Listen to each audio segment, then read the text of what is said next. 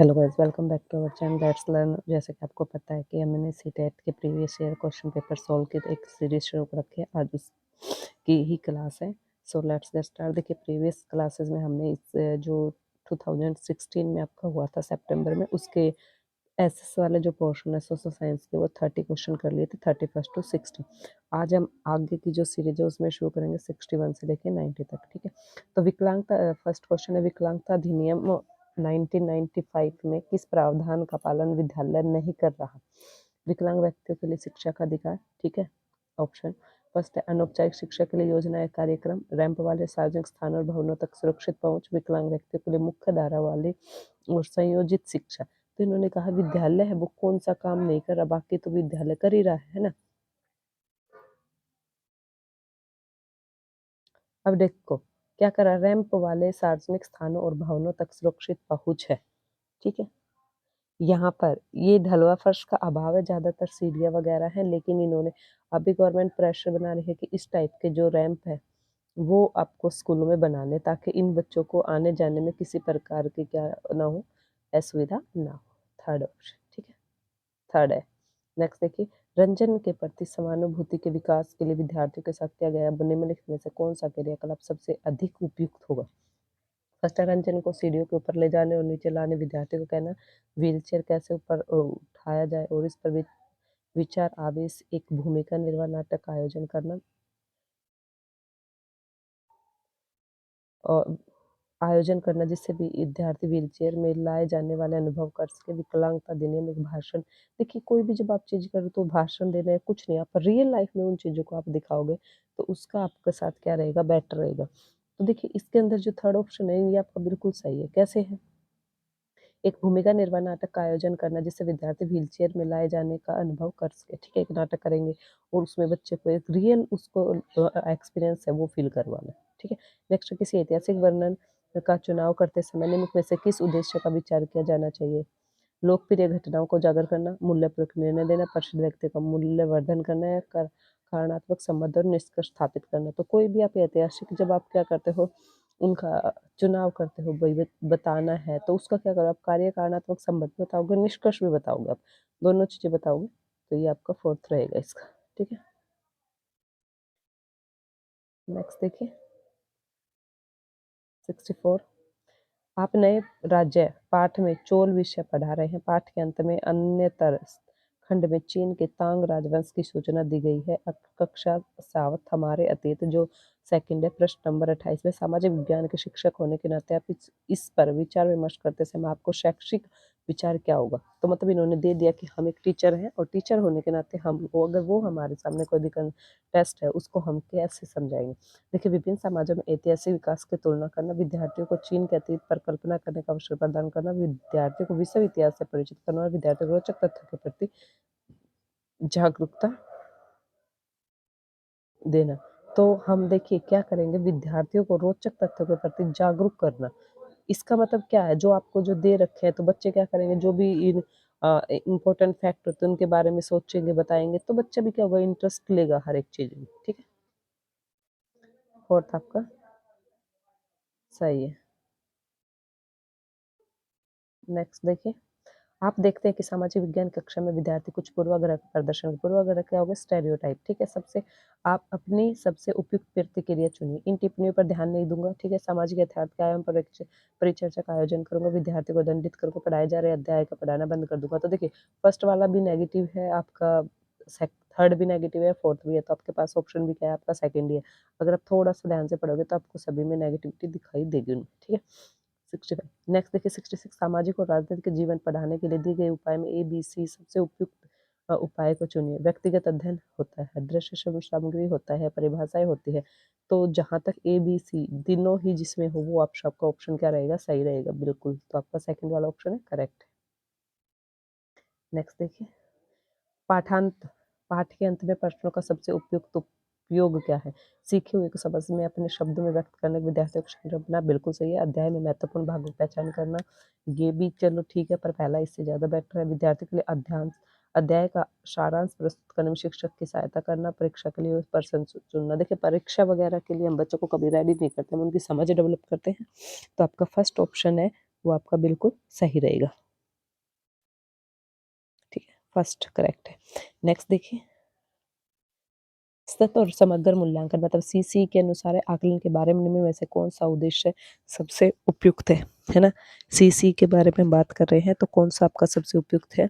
देखिए फर्स्ट है विषय वस्तु के बारे में विद्यार्थी को पता समरण की परीक्षण करवाना, विद्यार्थी को उत्तर देने की प्रोत्साहित करना, विद्यार्थी की तुलना करना, रैंक निर्धारित करना, विद्यार्थियों को अंक देखिए सीसी में कभी भी आपको क्या नहीं दिए जाते, अंक वगैरह नहीं दिए जाते इसमें, ठीक है? अब है उसको विद्यार्थी को उत्तर देने के लिए प्रोत्साहित करना, तो सबसे पहले आपको क्या सतत और समग्र मूल्यांकन आकलन के बारे में, आकलन क्या होता है? असेसमेंट होता है जो आपने पढ़ा है, ठीक है? उस वो बच्चों को समझ आया या नहीं आया, तो आपका सेकंड वाला ऑप्शन है वो आपका बिल्कुल सही है। बच्चों को उत्तर देने के लिए हम क्या करेंगे? प्रोत्साहित करेंगे। कोई क्लू दे दिया बच्चों को जिससे बच्चा क्या हो मोटिवेट और वो क्या करे जल्दी से उनके आंसर देने।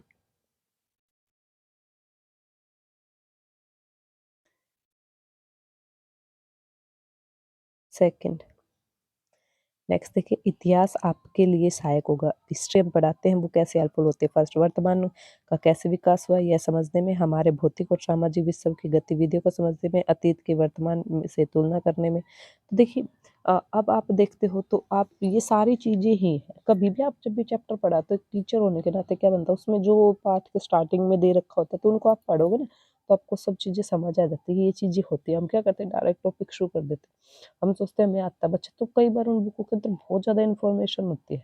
मेरी यही हैबिट है कि जब भी मैं पढ़ती हूँ या पढ़ाती हूँ तो मैं उन क्लू को ज़रूर देखती हूँ, चाहे मेन को छोड़ दो पर वो देखो। नेक्स्ट देखिए, एक शिक्षक भारत के विभाजन का प्राथमिक स्रोत पर आधारित एक कार्य परियोजना प्रोजेक्ट करवाना चाहता है, निम्न में से कौन सा प्राथमिक स्रोत नहीं है? देखिए प्राथमिक स्रोत वो होते हैं जिसमें आप डायरेक्ट इन्वॉल्व होते हैं, तो मौखिक इतिहास, समाचार पत्र के पुरालेखागार, उपन्यास, आत्मकथाएं। तो इनमें कहा कौन सी नहीं है? तो जो उपन्यास वगैरह हैं, देखिए आत्मकथा है वो खुद लिखता है, मौखिक इतिहास है वो भी बच्चों ने सुने होंगे, समाचार पत्र वगैरह वो डायरेक्ट रहते हैं, उपन्यास क्या होते हैं जो कोई दूसरा लिखता है।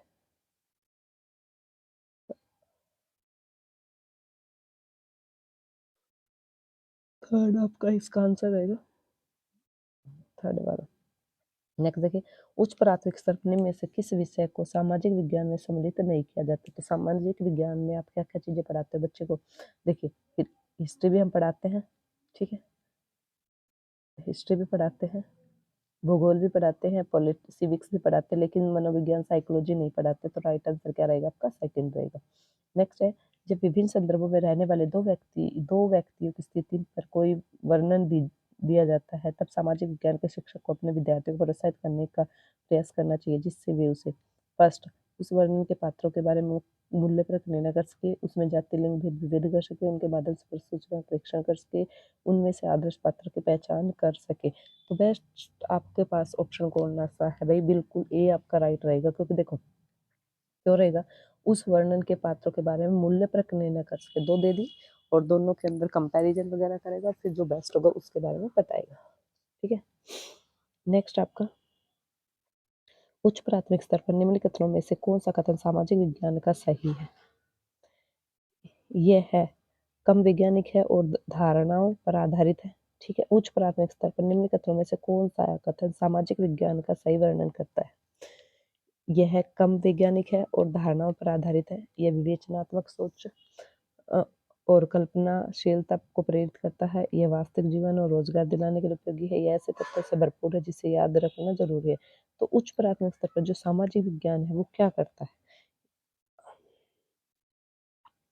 देखिए ये क्या करता है, ये विवेचनात्मक सोच भी है और कल्पनाशीलता को प्रेरित करता है। सोचते हैं कि तुम ऐसे होते, देखो भुजो वगैरह से साइंस वगैरह पढ़ोगे या फिर कोई भी आपका स्टार्ट होता है पानी वाला चैप्टर, तो उसमें थोड़ा स्टोरी दी जाती है, उसमें बच्चा कल्पना में खो जाता है ना, और फिर क्रिटिकल थिंकिंग आपस में डिस्कस करवाएंगे उनके साथ क्या हो रहा क्या नहीं, ये सब चीजें। नेक्स्ट देखिए, सामाजिक समानता के सिद्धांत को सुनिश्चित करने के निम्न में से कौन सा कथन मानव मूल्य सर्वाधिक महत्वपूर्ण है? उपभोक्तावाद, प्रतिस्पर्धा, दक्षता या परस्परता आदर। सामाजिक समानता बताना है आपको किस सिद्धांत को, तो मानव मूल्य सबसे उपयुक्त कौन सा रहेगा? परस्पर आदर रहेगा या क्या रहेगा? तो देखिए परस्पर आदर, बाकी इसके साथ मैच भी नहीं हो, जो क्वेश्चन पूछा गया है उसके साथ। नेक्स्ट देखिए, एक शिक्षक एक शिक्षक चाहता है कि उसके विद्यार्थी नगर निगम में उपलब्ध धनराशि के स्रोतों का पता लगाएं। निम्न में से कौन सी विधि सबसे अधिक विश्वसनीय और उपयुक्त होगी? काउंसलर के साथ भेंटवार्ताएं, सरकारी बैंक वेबसाइटों को ढूंढना, आपस में विमर्श करना, किसी विशेषज्ञ का भाषण। देखिए, भाषण आयोजित करने से आपको कुछ पता नहीं चलेगा। आपस में या तो वहां जाइए, आप विचार विमर्श करिए। ठीक है।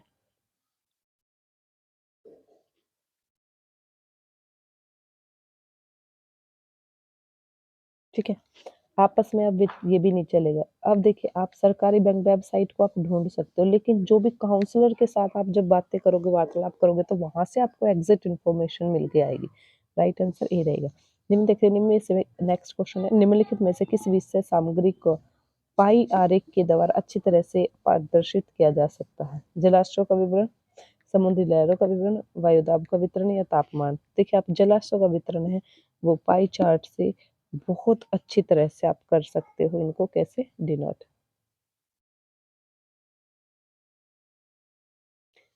पाई चार्ट पता है कि कुओं में इतना है, नहर से इतना है, वर्षा से इतना मिलता है, नलकूप से इतना आता है, तो ये आपका पाई चार्ट हो गया। ठीक है। नेक्स्ट देखिए, कक्षा 6 के स्तर में पृथ्वी का परिक्रमण पढ़ाने के लिए सबसे उपयुक्त अधिगम सहायक सामग्री है। एटलस है, चार्ट है, ग्लोब है, मानचित्र है। तो देखिए, आप ग्लोब वाला इनका चैप्टर भी है, तो आपका ग्लोब ही बेटर ऑप्शन रहेगा। वैसे आप बच्चों को भी लेकर बता सकते हैं। नेक्स्ट है, दो विषयों ए और बी पर विचार कीजिए और लिंग समानता के बारे में चर्चा करने के लिए सही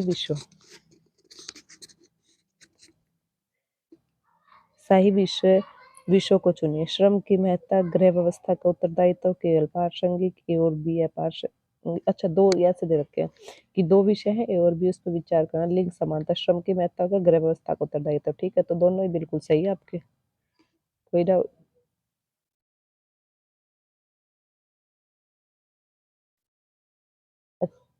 लिंग समानता बारे में चर्चा, श्रम की महत्ता, तो जरूर नहीं है कि, तो दोनों अप्रासंगिक हैं आपके। बी वाला बिल्कुल करेक्ट है। क्यों है अप्रासंगिक, वो देख लीजिए एक बार। देखिए, श्रम की महत्ता हो सकता है कई बार आप फीमेल है, वो ज्यादा काम कर दे पुरुष से, कई जगह पे करती भी है, ऐसी बात नहीं है ना। फिर नेक्स्ट आपका,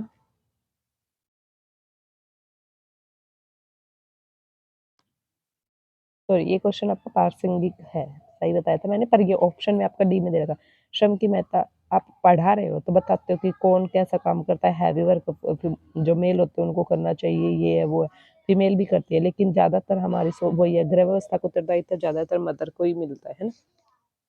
तो ये नेक्स्ट, विद्यार्थियों को इतिहासकारों के समान सोचने के लिए प्रोत्साहित करने हेतु इनमें से कौन सी विधि सर्वाधिक उपयुक्त है? आपको इतिहासकारों की तरह सोचना है, तो उसके लिए आपके सामने कौन सी विधि है वो सबसे अच्छी रहेगी? वो रहेगी आपकी स्रोत, क्योंकि इतिहासकार क्या करें, तो जो स्रोत होते हैं उनसे ही तो, देखिए, जैसे कोई भी डिगिंग वगैरह, खुदाई वगैरह आती है, जो साक्ष्य एविडेंस मिलते हैं, उनका तथ्य की जानकारी निकालेंगे, फिर पता चलेगा। नेक्स्ट है, कारखाने विषय को पढ़ाने के लिए सबसे उपयोगी विधि है। आप कारखाना वहां लेकर जाइए बच्चों को सबसे पहले। ऑप्शन है, किसी विशेषज्ञ को निमंत्रित करना, एक कहानी सुनाना, किसी औद्योगिक कारखाने की यात्रा। यस, आपका है भी सी। ये रहा आपका, कोई भी कारखाना है वहाँ पे आप बच्चों को लेकर जाइए और वो दिखाइए। डॉक्यूमेंट्री फिल्म दिखाने से अच्छा कि आप वहाँ उस प्लेस पर ही बच्चों को ले जाइए। नेक्स्ट है, ऋग्वेद के विषय में निम्न में से 3 कथनों पर विचार कीजिए और सही उत्तर चुनिए। ये 3500 वर्ष पूर्व लिखा गया है। ठीक है। ठीक, ये 3500 वर्ष पूर्व नहीं, का 2500 के आसपास था, 3000 और 2500, ये गलत आपका। इसकी रचना प्राकृत में की गई है? नो, संस्कृत में की गई है। तो बी के साथ जिसका, देखो, ए बी आपका गलत है। ठीक है, तो यहाँ भी गलत, ये छोड़ दीजिए, ये तो आपका वैसे ही गलत है। तो अभी इसमें 1000 से अधिक प्रार्थना, ये बात बिल्कुल सही है, तो सी आपका सही है, और ए और बी आपका गलत है। तो आपका ये ऑप्शन दे रखा फोर्थ वाला। नेक्स्ट देखिए, 82, मनाकी पर्वत हाई द्वीप सागर के स्तर के नीचे स्थित है और इसकी ऊंचाई माउंट एवरेस्ट पर्वत से अधिक है। यह स्थित है कहाँ? मनाकी कहाँ पर है भाई? ये आपका है प्रशांत महासागर में। मैरियाना जो ट्रेंच है वो भी कहाँ है? यही है।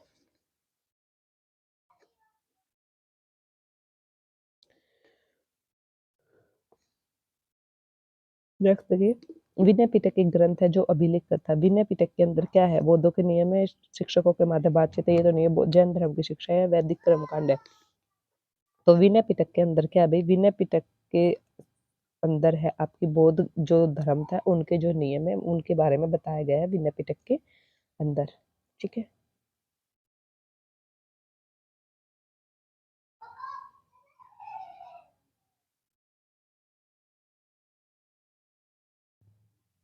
नेक्स्ट क्वेश्चन देखिए। पटवारियों, लेखापालों के कार्य की देखभाल निम्न में से कौन को? तहसीलदार, ग्राम पंचायत, जिला न्यायाधीश, संबंधित क्षेत्र के पुलिस स्टेशन का एसएचओ? नो, एसएचओ नहीं करता। कौन करता है? जब भी जो पटवारी है उनका करता है वो तहसीलदार करता है। ठीक है, पटवारी के बाद कहाँ जाते हैं? तहसीलदार के पास ही जाते हैं। नेक्स्ट देखिए, महापाषाण के विषय में निम्न कथनों में से कौन सा कथन सही है? महापाषाण काल के बारे में पूछा, ये पत्थर के औजार बनाने कच्चा माल उपलब्ध कराते थे। ठीक है, उसके बाद है ये सभी भूमिगत और दृष्टि के ओझल रूप में पाए गए हैं। ये भारतीय उपमहाद्वीप उत्तर पश्चिम में संकेंद्रित थे। इनका उपयोग दफन करने की जगह को चिन्हित करने के लिए किया जाता था। यस, जो भी बड़े बड़े जो डेड बॉडी होते थे उनके ऊपर बड़े बड़े पत्थर रख दिए जाते थे, जैसे अभी वो बनाते हैं ना ग्रेव वगैरह, उस टाइप का।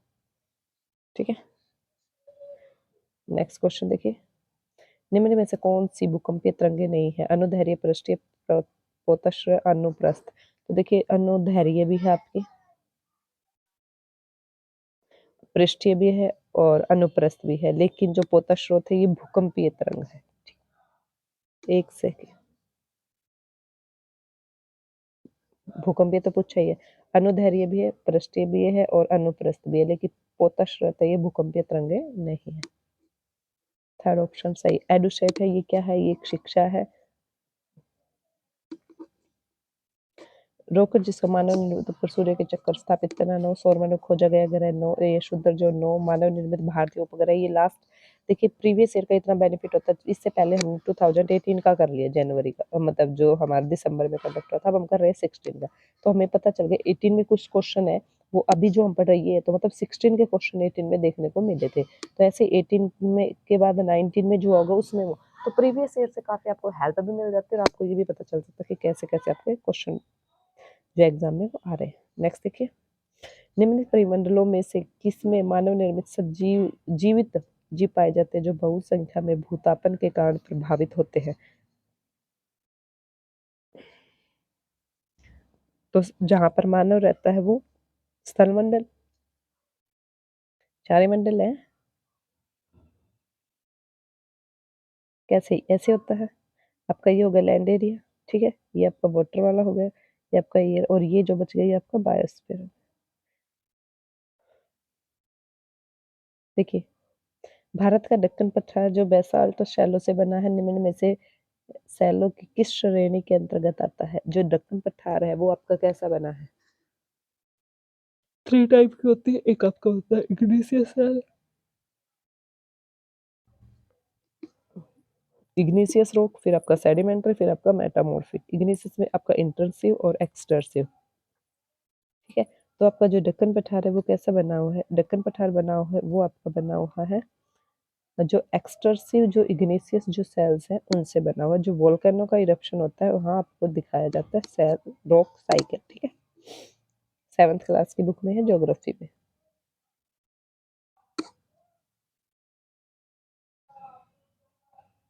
फर्स्ट है बिल्कुल सही इसका, बहिर्वेदी अग्नि, इंटरसिव, नहीं एक्सटर्सिव है ये कभी, इंटरसिव को कभी। निम्नलिखित स्थलों में से किसमें खनिज निष्पेक्षों की प्रचुरता पाई? सबसे ज्यादा जो खनिज होते हैं वो कहाँ पाए जाते हैं? मैदान, पर्वत, पठार, घाटी, कहाँ पाए जाते हैं? सबसे ज्यादा है वो आपका मिलता है प्लेटो के अंदर, जो पठार वाला एरिया वहाँ सबसे ज्यादा मिनरल्स होते हैं। ठीक है, तो फोर्थ आपका रहेगा बिल्कुल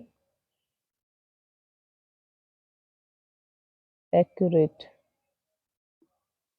ठीक है, अब ये आपका कंप्लीट हो गया सेशन, जो सोशल स्टडी वाला पार्ट था। इससे आपको काफ़ी हेल्प मिलेगी, आप कंटिन्यू करते रहिए। ठीक है, और नेक्स्ट वीडियो में हम नेक्स्ट देखेंगे। तब तक बाय बाय, टेक केयर।